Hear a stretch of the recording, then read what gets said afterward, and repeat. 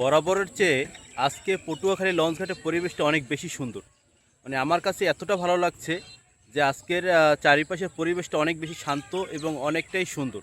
তো চলুন ঘুরে ঘুরে দেখি আজকের পরিবেশটা কেমন লাগছে। আজ সকালে পটুয়াখালী লঞ্চঘাটে আসলাম।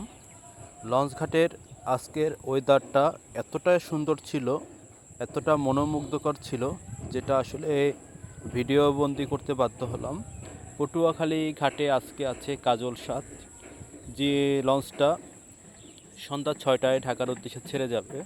আর আজকের নদীর পরিবেশটা ছিল অনেকটাই শান্ত, যেহেতু আকাশটা অনেক পরিষ্কার এবং অনেক ভালো অবস্থানে আছে, যার কারণে আজকে নদীতে কোনো রকমের কোনো তুফান বা কোনো রকমের কোনো রুলিং নাই।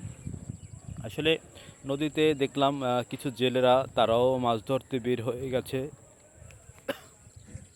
এর কারণ হলো যে আজকে নদীর পরিবেশটা আসলে অনেক ভালো, যার কারণে কিছু জেলে ভাইরা তারা নদীতে জাল ফেলছে, মাছ ধরছে। এবং দেখলাম কিছু কুকুর তারাও নদীতে নামছে আজকে গোসল করতে। সব মিলিয়ে আজকে পরিবেশটা অনেক ভালো লাগছে। তো আপনাদের কাছে কেমন লাগছে অবশ্যই কিন্তু কমেন্টের মাধ্যমে জানাবেন। পটুয়াখালী লঞ্চঘাট থেকে আজকের মতো বিদায় নিচ্ছি।